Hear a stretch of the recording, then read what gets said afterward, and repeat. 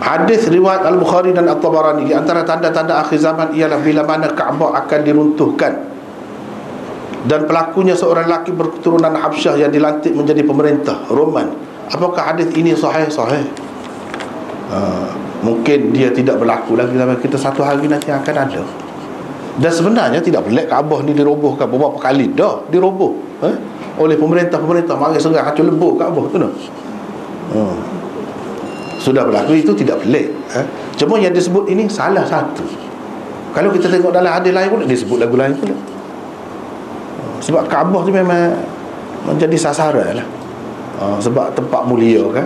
Jadi orang-orang benci kepada Islam tu, cara dia nak menimbulkan kemarahan orang Islam dengan cara buat gitulah. Adapun kalau orang Islam semua, takkanlah dia nak buat gitu.